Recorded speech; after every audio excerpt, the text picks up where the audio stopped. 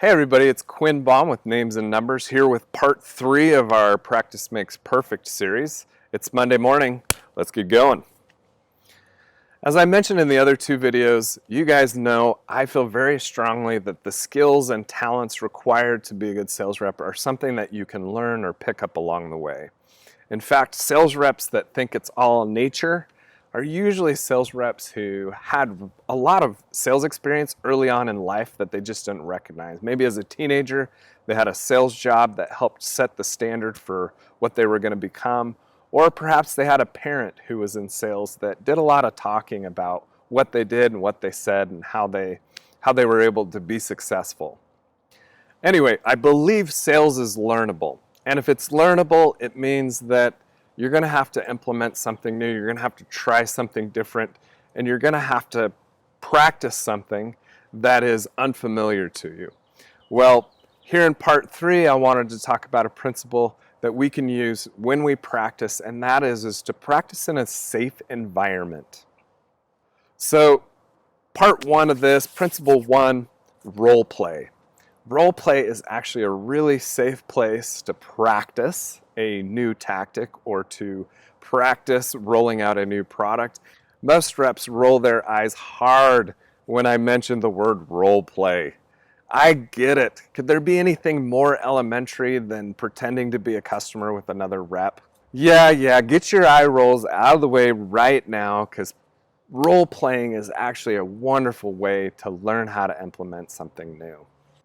So one of the big keys with role play is you don't necessarily have to have somebody else in order to do it. In fact, I love taking a situation or a conversation that I'm going to have and writing the whole thing out. I start with what I'm going to say from hello to goodbye.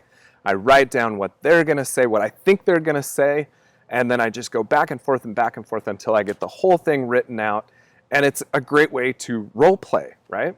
And I can keep that information, and then afterwards I can look and see how closely my conversation actually matched what I expected it would be. Another thing you can do with role play is you can use trusted friends or family. My poor wife puts up with this all the time. I often use her as a customer or my negotiating partner. Whoever I'm going to be talking to, she gets to play that role. Or sometimes I'll flip-flop, but she's been through a lot of them. And if you can pick somebody you trust and know and like, they're usually a pretty safe person to practice with.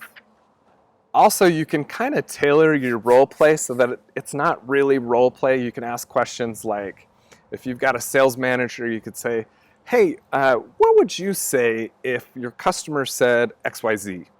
Or what would you do if the customer came up with this objection? So it's a way that you can kind of draw that out of somebody else in a very non-role play way. So when you're putting something new into place, another principle I love to adhere to is try the new stuff out on your little accounts. Try them out on people that you know are going to love you anyway. Try them out on people who are super nice. Give it a shot in sales calls where it's going to be easy to fumble around and not feel horrible. The last thing you want to do is implement something new in a sales call with a customer that represents 25% of your commission for the year. So start out small, start out with the easy stuff, start out with the nice people, and practice it, get used to it. Another great scenario when to try stuff out is when you've got nothing to lose. Now this one's a little crazy, but if you've already lost the account, if the customer's already kicked you out once, they've told you no, you've got nothing to lose. So why not prep your sales call to be totally different than it's ever been? Maybe pull your notes out from that last sales seminar and go through point by point and do it totally and completely according to that plan. You've never done it that way before, but you got nothing to lose. You already have been told no. So go out and give it a shot and see what works. Worst case scenario, they kick you out for a second time. Best case scenario, something sticks and the customer ends up buying from you. So there you have it, part 3 of our Practice Makes Perfect series, practice in a safe space. Remember to role play, whether that's writing the whole conversation out or interacting with somebody that you know or love. using questions that maybe aren't so role play to draw information out of your sales manager or another sales rep. Also, try something new on smaller clients, on customers that you know are going to be kind of easy or they're super nice. And of course, thirdly, when the stakes are super low and in a case where you've got nothing to lose, the customer's already told you no, pull something new out and try it then, see how it works. Thanks for watching. If you learned anything today, please like and subscribe because it helps us produce more of these videos in the future. And I would absolutely love to hear from you in the comments. Maybe you've had a situation where you had nothing to lose and you tried something new and it went really well. I'd love to hear about that. Of course, the opposite is true. I would also like to hear about that. Again, this is Quinn with Names and Numbers. Go out and make a great week.